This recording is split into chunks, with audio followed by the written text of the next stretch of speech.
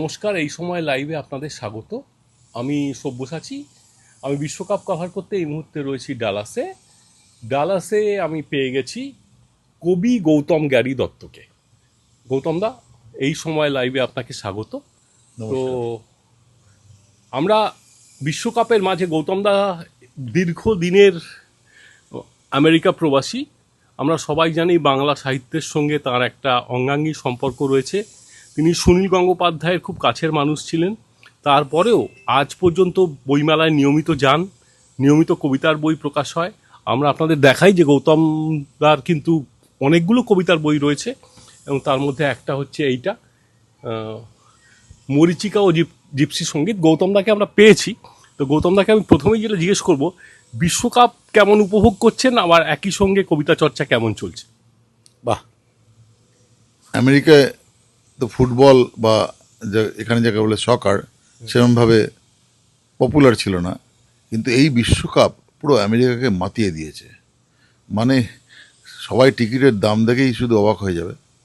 আমি ভেবেছিলাম বোধহয় টিকিটগুলো লোকে কিনবে না, অনেক সস্তায় বিক্রি হবে। এখন এক একটা খেলার টিকিট বিক্রি হচ্ছে প্রায় 5 কোটি, 6 কোটি, 7 কোটি, 10 কোটি, 100 কোটি টাকায়। ভাবা যায়, লোকে তো কিনছে, তাই না? আমরা তো ক্যাপিটালিস্ট সোসাইটিতে বাস করি, সুতরাং ডিম্যান্ড আর সাপ্লাইয়ের ব্যাপার। কারণ লোকে না কিনলে দাম কমে যেত। তার মানে লোকে ওই অতগুলো টাকা দিয়ে টিকিট কিনছে। এখনো তো ফাইনাল, কোয়ার্টার ফাইনাল কিছুই হয়নি। তাদের টিকিটের মিনিমাম দাম, বিশেষ করে $3,000 $4,000 কোনো কিছু আর্জেন্টিনার টিকিট তো পাওয়া যাচ্ছে না, $4,000 কম, তাই না? হ্যাঁ। তো এটাতে সাধারণ বাঙালিদের কি খুব অসুবিধা হচ্ছে গৌতম দা? না না, সবাই এখানে যারা আমেরিকা আছে সবাই ফুটবল পাগল হয়ে গেছে এখন। মানে যারা আমেরিকান যারা তারাও ফুটবল পাগল, কারণ আমেরিকা ইউএসএ টিম ভালো করছে। খুবই ভালো পারফরমেন্স। এই আজকে কানাডা যেমন জিতে গেল, হ্যাঁ। কানাডা ময় তুমুল হুজ্জত হচ্ছে, হ্যাঁ। মেক্সিকোতে হুজ্জত হচ্ছে, তাই না?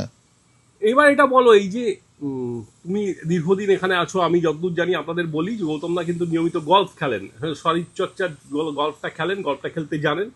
আমেরিকায় যেমন আমরা জানতাম বেসবল, NBA এবং NFL, তার পাশাপাশি যে সকার বিশ্বকাপ কিন্তু একটা উন্মাদনা তৈরি করেছে।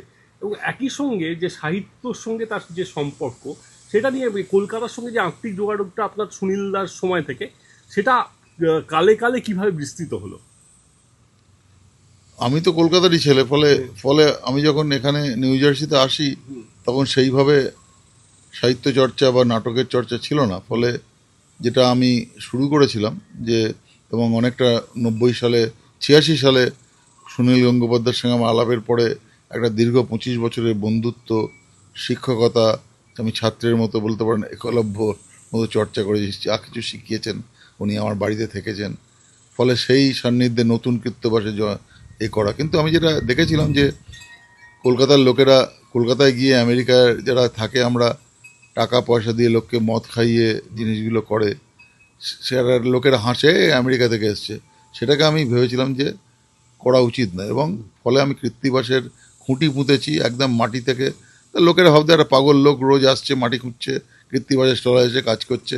ফলে সেই জায়গা থেকে একটা যে লোককে কাজের মধ্যে দিয়ে, লেখার মধ্যে দিয়ে ভালোবাসা পাওয়া, সেটার জন্য আমি সত্যিকারেরই কৃতজ্ঞ বাঙালির কাছে।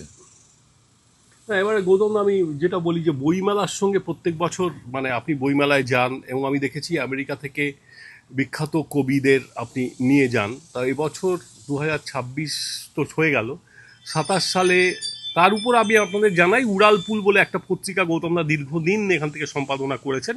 তো আমি জানতে চাইব গৌতমদা ভবিষ্যতে বাংলা সাহিত্যের জন্য কি ভাবছেন, এবং পরবর্তী বইমেলায় তার পরিকল্পনা কি? এবং বইমেলা সত্যি করে বাঙালির যদি বলা যায় সেকুলার বাঙালির যদি সবচেয়ে বড় উৎসব হয়, সেটা হচ্ছে কলকাতা বইমেলা। এত লোক আসে, এবং সেই বইমেলার সঙ্গে ওতপ্রোতভাবে দীর্ঘদিন যুক্ত থেকে বিভিন্ন দেশের লেখক সাহিত্যিককে আনা। এবং আমেরিকার লোকেদের ধারণাই ছিল না যে কলকাতা বইমেলার সম্বন্ধে। তাই আমেরিকার লেখকদের সঙ্গে যেভাবে আমি কলকাতার কবিদের সঙ্গে মিশেছি, সেভাবে আমেরিকার যারা বিখ্যাত কবি তাদের সঙ্গে সকলের সঙ্গে মিশে তাদের কলকাতা বইমেলায় দীর্ঘদিন ধরে আনছি। এবং তার ফলে তাদেরও একটা ধারণা হচ্ছে বাংলা সাহিত্যের সঙ্গে, বাংলা কবিতার সঙ্গে। এই যে আদান প্রদানটা খুবই দরকার। আজকে বিশ্বের এই যে ওকে মারছে, ওকে মারছে, আদান প্রদান না হলে আমরা এগুলোকে জানবো কি করে একে অপরকে, তাই না? একদমই তাই। অনেক ধন্যবাদ গৌতম দা এই সময় লাইভের সঙ্গে কথা বলার জন্য। আমি শুধু শেষ প্রশ্নটা করব, এবার বইমেলায় আমরা কি কোনো নতুন গৌতম গ্যারি দত্তর কাছ থেকে চমক পেতে চলেছি?